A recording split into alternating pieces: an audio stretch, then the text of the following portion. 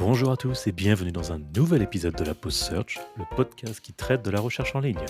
Je suis Arnaud Mangassarian et il s'agit du 6e épisode. La Pause Search se charge de vous sélectionner les informations relatives aux évolutions de la recherche en ligne et de les décrypter pour vous dans un format simple à digérer et actionnable. Aujourd'hui, on va parler de Google et Mobile Indexing, Apple Intelligence, Siri, mais aussi Algolia.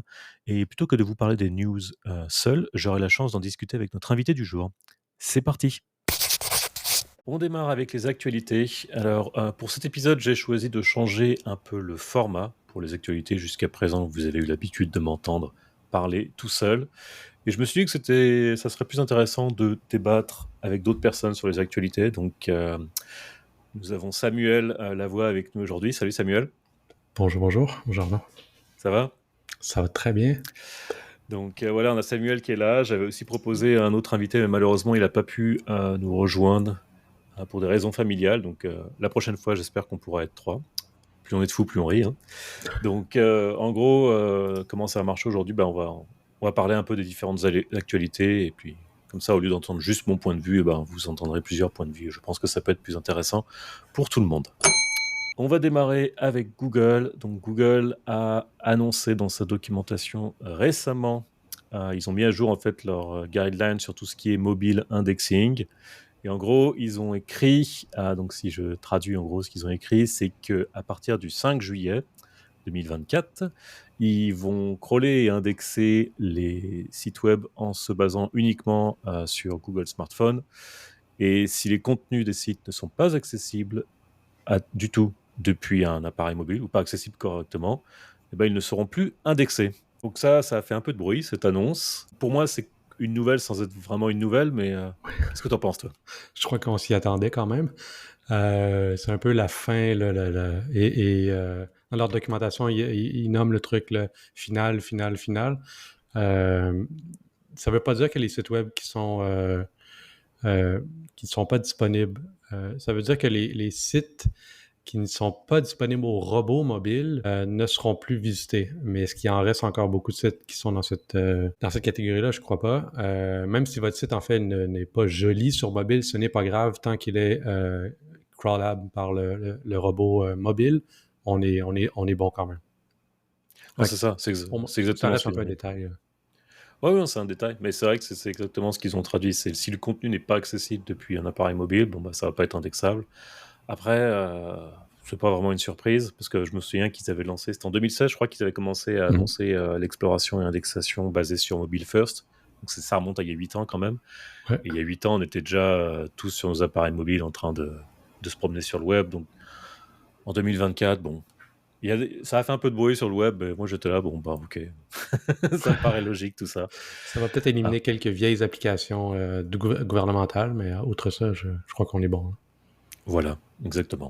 On continue encore avec Google, qui est une news avec peu d'intérêt, mais je voulais quand même la partager parce que je pense que les gens qui nous écoutent utilisent peut-être plus ou moins certains réseaux sociaux.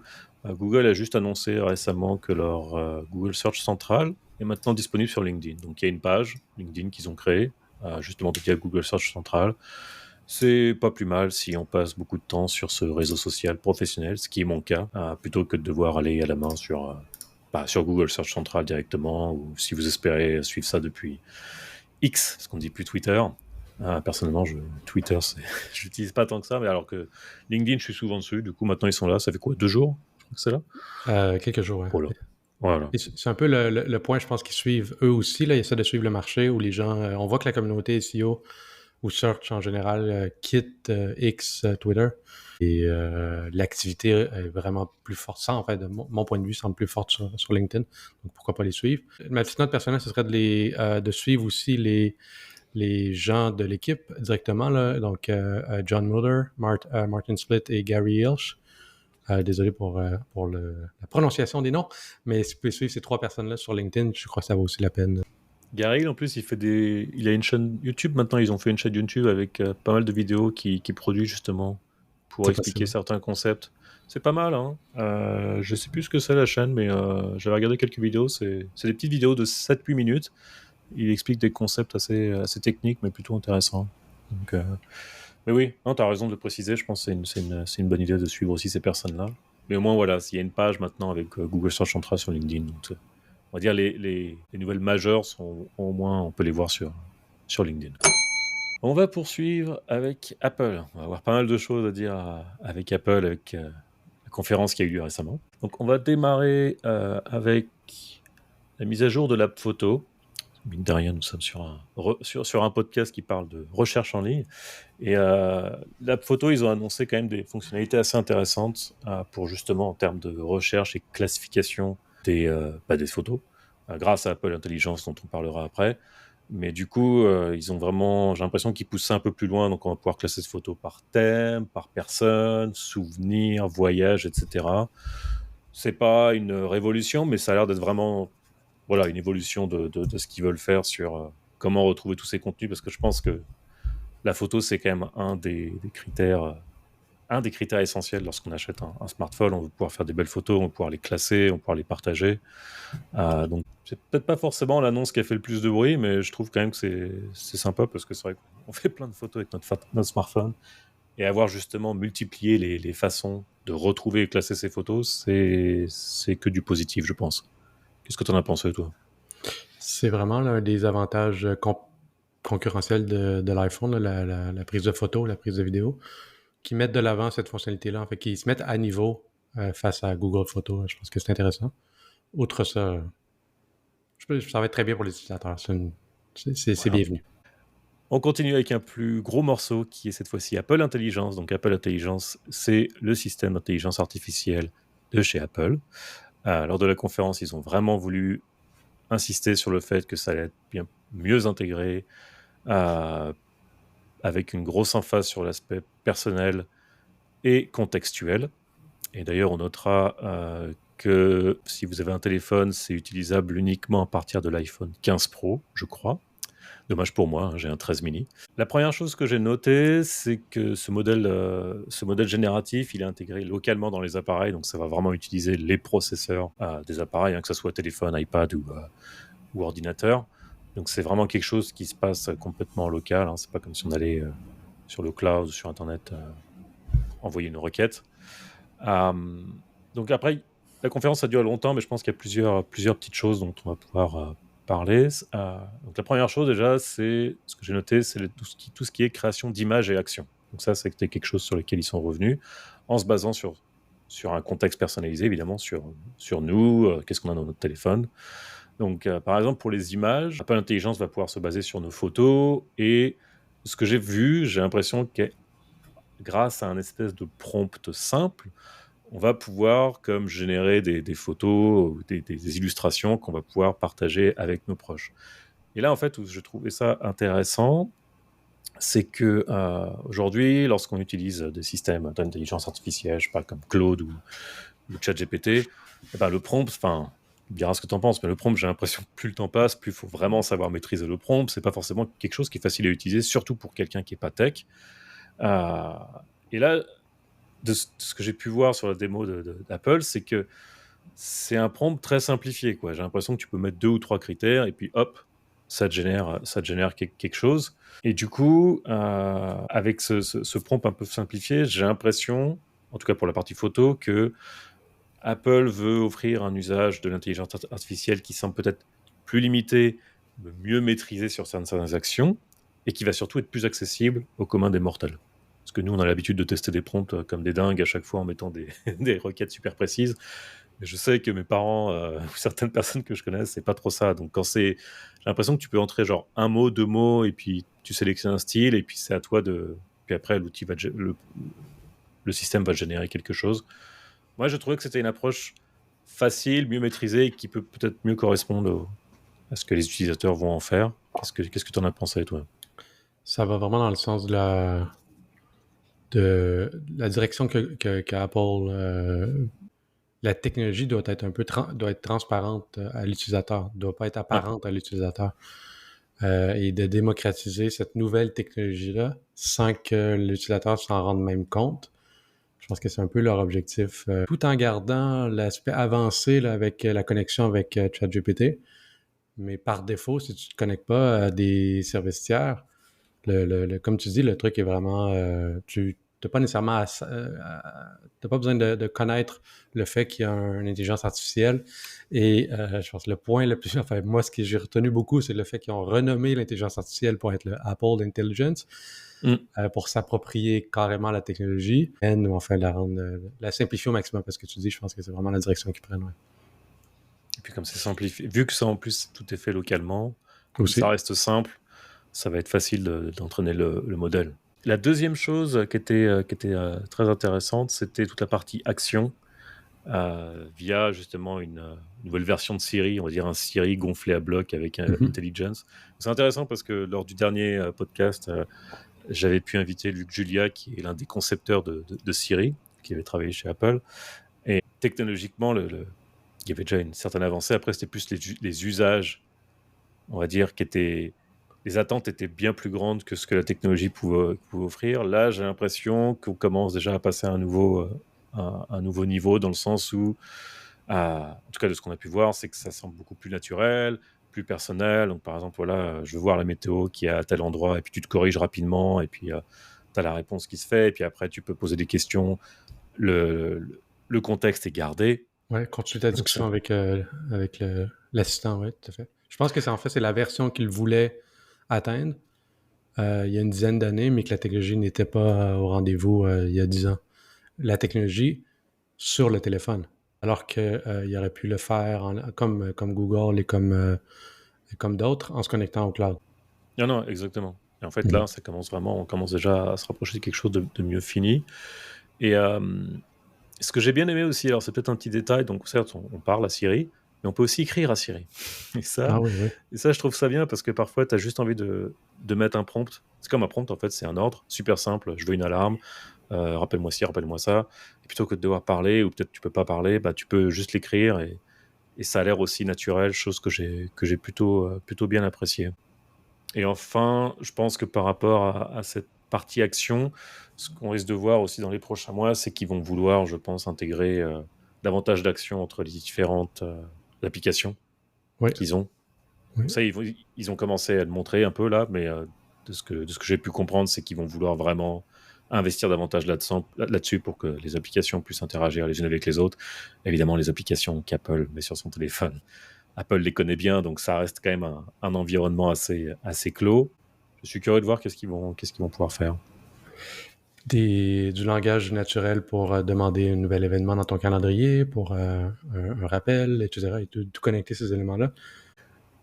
Et du coup, ça fait aussi une bonne transition avec Apple Spotlight, qui est un outil de recherche globale intégré dans macOS, iOS, qui va devenir du coup bien meilleur à comprendre sur la partie langage naturel, et qui souhaite se proposer en tant qu'alternative à Google Search.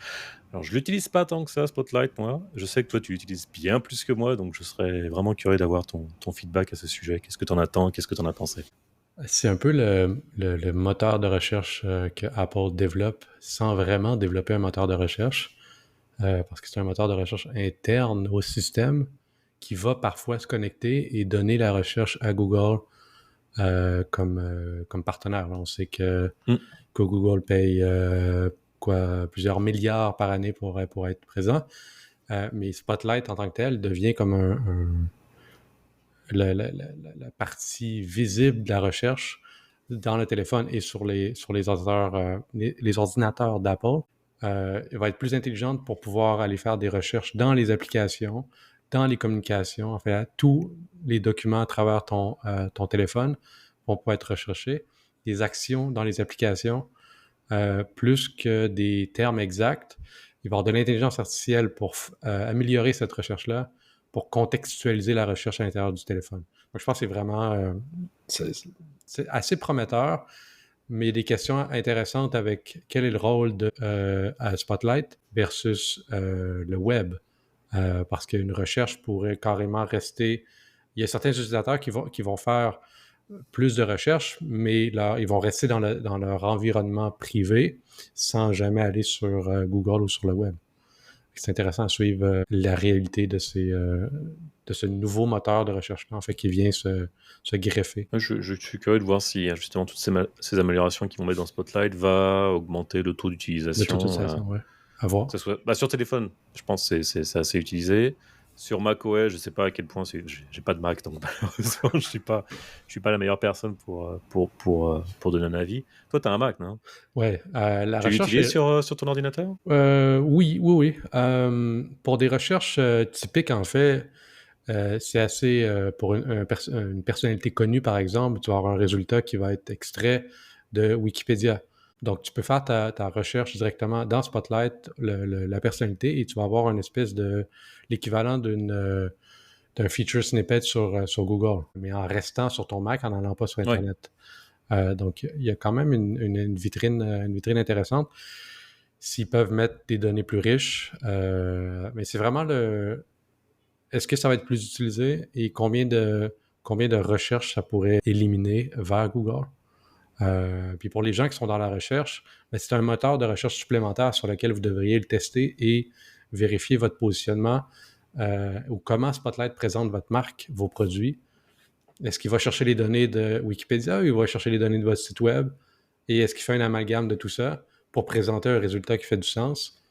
Ou non, vous devez aller travailler sur les contenus qu'ils vont chercher. Après, c'est vrai que déjà, dans sa version actuelle, tout est déjà bien segmenté par type de Mais c'est résultat. assez, mais c'est assez minimal, puis je comprends que comme utilisateur, c'est limité pour l'instant, mais cette version-là est prometteur. Je suis curieux de voir. On va voir avec Ouais. puisque évidemment, il va y avoir un nouvel OS qui a pas l'air de changer tant de choses que ça pour une fois par rapport aux OS précédents, mais après, s'ils arrivent à subtilement mieux intégrer Spotlight ou le rendre plus visible ou le présenter d'une façon où ça va t'inciter davantage à l'utiliser pour tout et n'importe quoi, pourquoi pas. On va voir ce que ça va donner, mais ouais, je suis très curieux. Encore une autre façon de rechercher en ligne, en restant dans l'environnement Apple. Alors, dernier petit point sur Apple. Il y a Applebot qui est le crawler d'Apple qui existe depuis longtemps. Et là, il crawl évidemment les données qui sont publiquement accessibles. Et en fait, maintenant, ils ont récemment communiqué sur quelque chose qui s'appelle Applebot Extended, qui est donc le bot alternatif d'Apple qui sert à entraîner le modèle d'intelligence artificielle d'Apple. Et ce qu'ils ont fait, c'est qu'ils ont rajouté récemment sur leur page de support des détails où en fait il est maintenant possible d'exclure ou d'empêcher le crawl par ce bot alternatif, tout simplement pour si on va dire pour les possesseurs de sites qui ne veulent pas que Apple s'entraîne sur leur contenu, et ben vous pouvez tout simplement mettre une règle pour Applebot Extended. Voilà. Donc c'est bien, c'est propre de faire ça, et c'est comme ils l'ont communiqué discrètement, je pense, mais au moins c'est tout à fait possible de le faire. Tu l'as testé ça ou... Non, vraiment, Non. c'est une nouvelle qui est passée sous le radar pour beaucoup de gens. Mais à suivre si vous avez, si déjà vous bloquez par exemple Google Extended ou d'autres outils de Large Language Model, ce serait l'occasion de bloquer aussi celui d'Apple. Et d'ailleurs, dans cette page, ils ont rajouté quelques informations supplémentaires concernant le ranking dans leur moteur de recherche. Pas beaucoup d'informations, ça reste quand même assez limité, mais... C'est intéressant de voir la perspective différente de Google. Et on sait tous que quand même ces moteurs de recherche-là fonctionnent grosso modo de la même façon. Donc, c'est intéressant de voir leur perspective sur les rankings. Si jamais vous ne souhaitez pas que le bot d'Apple s'entraîne, enfin, que Intelligence s'entraîne sur vos données, tapez user agent applebot-extended, /. C'est aussi simple que ça. Je crois qu'on a fait le tour sur Apple. Est-ce qu'il y a quelque chose que tu voulais ajouter, toi ou... Peut-être le point sur le chat GPT, l'intégration de chat GPT est vraiment... Oui. C'était pas clair lors de la présentation, mais par après, ils ont clarifié un peu le message où c'est une option pour les utilisateurs avancés et il va potentiellement y avoir d'autres connexions qui vont venir, comme celle à Gemini ou à d'autres outils. Donc vraiment, ils sont allés en mode, on a notre propre truc et si vous voulez un truc plus avancé, là, vous pouvez faire la demande à ChatGPT à partir de l'interface d'Apple. Si jamais vous avez aussi un compte ChatGPT payant, comme plusieurs, vous allez pouvoir vous connecter et vous allez pouvoir faire vos demandes directement à ChatGPT, la version payante, directement par cette interface d'Apple. Alors, quand ils sont communiqués là-dessus, l'impression que j'ai eue, c'est on l'intègre, Bon, on a notre système Apple Intelligence qui va bien faire les choses pour vous. Si jamais on n'a pas la réponse, vous pouvez Exact. demander à ChatGPT, mais Ouais. on n'est pas responsable de ce qui se passe après, quoi. S'il vous dit de mettre de la glu sur vos pâtes ou vos pizzas, hein, c'est pas de notre faute. C'est un peu comme ça que je l'ai compris. Exact. Ce Vraiment, qui est normal, hein. ouais, ils se lavent les mains, autant au niveau de la vie privée que des résultats. Ouais, c'est pas nos trucs, donc ouais, c'est gagnant pour Apple, tout à fait. Bah, c'est ça. C'est du détail, mais je pense que c'est bien de le préciser. Et Ouais. c'est tout à fait gagnant pour eux, comme tu as dit. Chacun a sa part de responsabilité.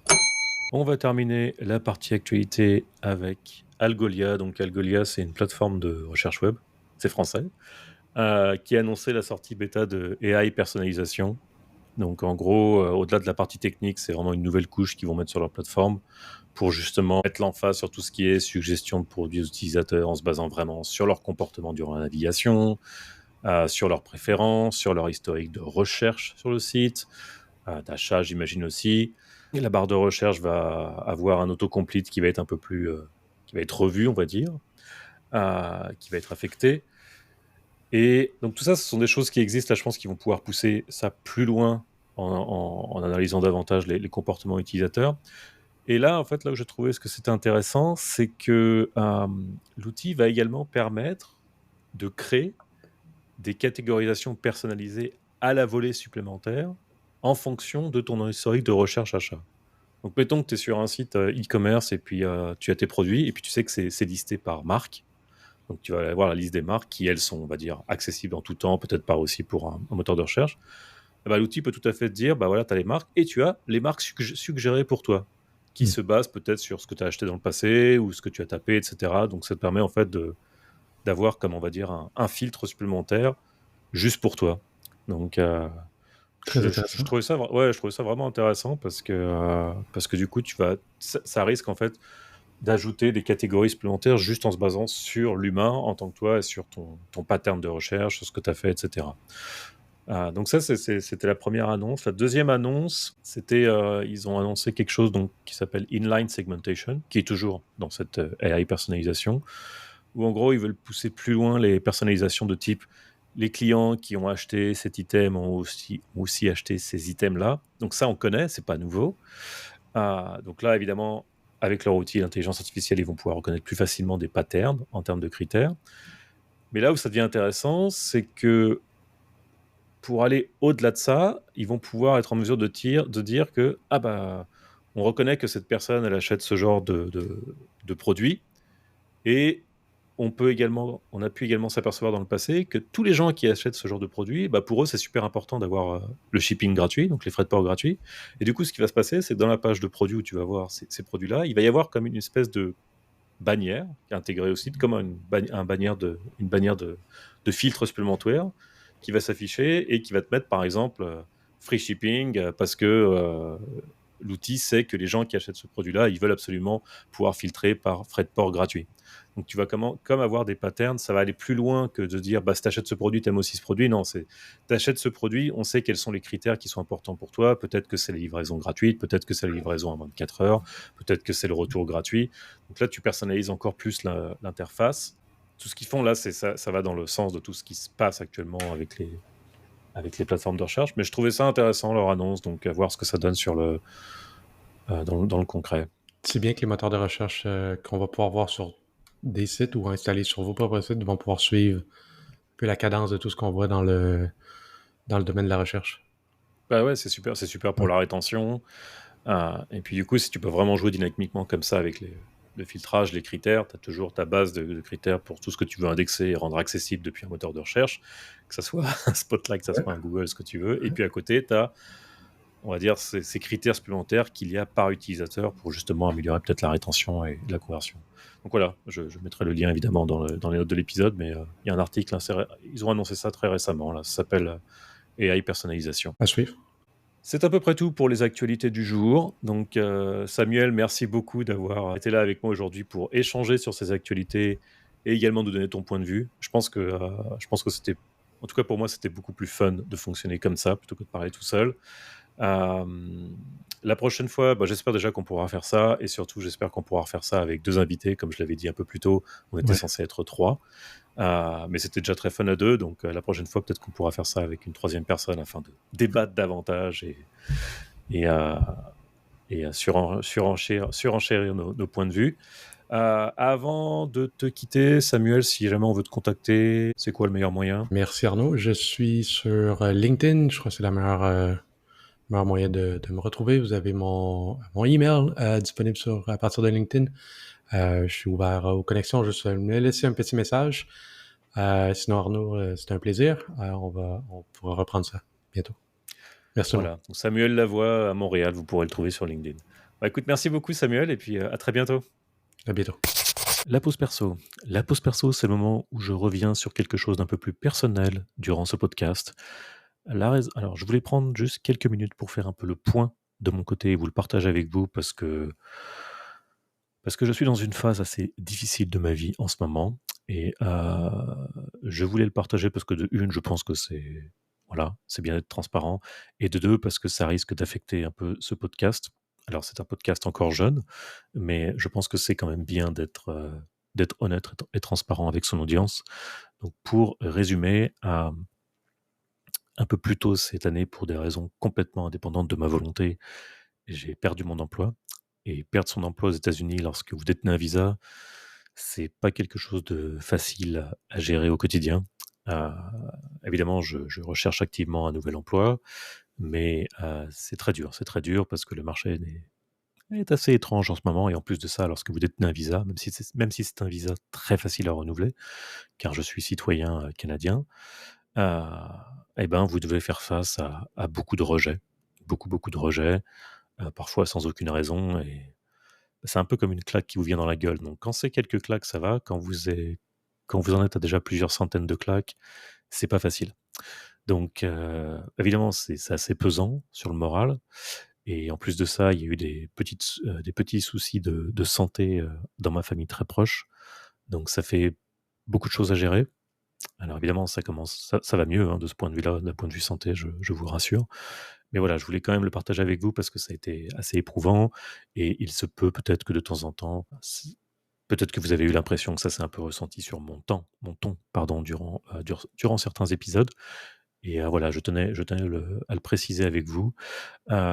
L'autre raison pour laquelle je voulais vous parler de ça, c'est que selon ce qui va se passer d'ici, on va dire, les 2-3 prochains mois, si je trouve un travail ou pas, il risque d'y avoir des changements, parce qu'on peut pas rester ici non plus, éternellement, enfin, pour être très simple, pour faire simple avec vous, vivre dans la région de Boston avec un salaire, même si c'est un salaire très digne de ce nom pour, l'État du Massachusetts, c'est juste pas spécialement super vivable. Voilà, faut être tout à fait transparent. Donc selon, ce qui va se passer de mon côté, il se peut que, le planning du podcast soit peu affecté d'un point de vue agenda. Je vous préviendrai bien sûr en temps et en heure si c'est le cas. Voilà, je tenais juste à vous avertir quand même, durant cet épisode. C'est vraiment pas drôle. Heu, donc certes, d'un point de vue santé, tout va mieux, mais d'un point de vue professionnel, c'est encore la galère. Hem, donc voilà, si c'est trop la galère, évidemment, il y a toujours le plan B, le plan de secours, et si ce plan de secours doit avoir lieu, ça impactera, on va dire, l'agenda du podcast. Voilà. Je voulais juste clarifier ça avec vous pour pas qu'il y ait de surprises. Et hier encore, c'est le moment du podcast où Laurent vient d'en placer pour se remémorer un fait marquant qui est lié à la recherche en ligne. Et pour cet épisode, j'ai réussi à tomber en fait sur, quelque chose d'assez sympathique. Donc, à la toute fin du mois de mai 2014, alors je sais, j'enregistre cet épisode le 15 juin, mais bon, on parle de 2 semaines de décalage. Donc à la toute fin du mois de mai 2014, l'université de Berkeley a publié en fait un nouveau manuel sous forme de PDF qui s'intitule, heu, «Is it in the public domain?» Donc est-ce que c'est dans le domaine public? Pour traduire facilement, qui avait en fait pour but d'aider les utilisateurs à déterminer si les œuvres créées aux États-Unis entre 1923 et 1977 sont encore protégées par le droit d'auteur, ou appartiennent du coup au domaine public. Donc, c'est un guide qui fait environ 50 pages. Je l'ai assez feuilleté rapidement. C'est très méthodique. Il y a beaucoup de schémas, beaucoup de visuels pour vous aider à comprendre comment procéder, comment y aller étape par étape. C'est très bien fait, je trouve. Parce qu'évidemment, durant cette période, alors on parle d'un temps où évidemment internet n'était pas accessible, ou en tout cas pas accessible du tout au grand public. Et bah, durant cette période, évidemment, il y a beaucoup de on va dire, beaucoup de documents, beaucoup d'archives, de photos, de films, et cetera, d'œuvres qui ont été produites, durant cette période, hein. On parle d'une période d'un peu plus de 50 ans. Et bien sûr, en tant qu'utilisateur, pour n'importe quelle raison, il est tout à fait possible de vouloir rechercher de l'information, de vouloir rechercher des choses qui ont été produites durant cette période pour un usage personnel ou professionnel. Donc, ce guide, en fait, permet tout simplement de déterminer si une œuvre spécifique qui a été créée entre 1923 et 1977 est protégée par le droit d'auteur ou non. Je trouvais ça très intéressant parce que d'un point de vue recherche en ligne, on est vraiment en plein dedans, donc on est vraiment dans un... C'est vraiment un outil pour s'aider à non seulement pas chercher en ligne, mais à mieux chercher dans le sens si ce que l'on va trouver, est-ce que on peut l'utiliser en fait? De quelle façon on peut l'utiliser? Donc vraiment un guide PDF très bien fait. Je vous mets le lien vers ce guide dans les notes de l'épisode, mais très sympathique. La reco micro. La reco micro, c'est le moment où l'on partage une petite trouvaille que l'on a fait durant notre veille habituelle sur ce podcast. Alors pour cet épisode, je voulais vous partager en fait, non pas une, mais 4 petites trouvailles. Donc c'est 4 études qui ont été qui ont été faites par le groupe de réflexion Pew Research Center, que j'avais déjà évoqué dans un précédent épisode. Donc Pew Research Center, c'est un groupe de réflexion non partisan qui informe le public sur les questions, les attitudes, les tendances qui façonnent un peu notre monde. Donc ils réalisent des sondages d'opinion, des études démographiques, des analyses de contenu, pas mal de recherches en sciences sociales à partir de données qui sont accessibles publiquement. Et bien sûr, ils prennent pas de position politique. Je dis ça parce qu'en ce moment, aux États-Unis, comme vous le savez, on est en plein dans les élections américaines. Et pourquoi je vous dis ça? C'est parce que la trouvaille que j'ai faite, j'ai trouvé ça très intéressant. Ils ont fait un ensemble de 4 études. Donc en fait, c'est un ensemble de 4 études pour analyser comment les gens utilisent les réseaux sociaux et quels sont, on va dire, le but, pourquoi est-ce qu'ils utilisent ces réseaux sociaux et surtout quel genre d'informations ils recherchent lorsqu'ils utilisent ces réseaux sociaux. Le groupe a fait une étude sur TikTok, X, donc Twitter, Facebook et Instagram. Et en fait, c'est vraiment bien fichu, ça se lit très facilement. Vous avez une mise en contexte au début et en fait, après, vous avez vraiment pourquoi et comment les gens utilisent ce réseau social. Et là, vous avez un exemple de différents cas. C'est très bien présenté, ça se lit très facilement. Alors certes, c'est en anglais, mais c'est pas un anglais difficile. Et du coup, on y apprend des choses intéressantes. Donc par exemple, TikTok, la raison numéro 1 de l'usage, c'est que les gens utilisent ça pour se divertir. Et ensuite, c'est surtout pour se connecter avec d'autres personnes qui partagent les mêmes centres d'intérêt.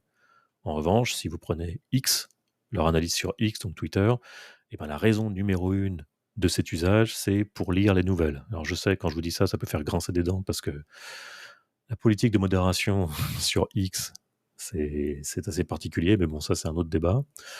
Par exemple, sur Facebook, la raison numéro 1, c'est pour rester connecté avec ses amis et sa famille. Évidemment, l'étude va un peu plus loin que ça, mais c'est vraiment une bonne base de connaissances à avoir. Évidemment, ça a été fait à partir d'un échantillon, mais je trouvais ça très sympathique, très enrichissant, et ça vous permet d'avoir un peu une meilleure idée des usages de ces 4 réseaux sociaux. Et voilà, c'est la fin de ce 6e épisode. J'espère qu'il vous a plu. Si c'est le cas, partagez-le autour de vous à la fin de cette écoute et mettez-nous 5 étoiles sur Spotify ou Apple Podcast. Ça nous aidera beaucoup et ça ne prendra que quelques secondes de votre temps. On se retrouve dans quelques semaines pour le prochain épisode. Ciao tout le monde!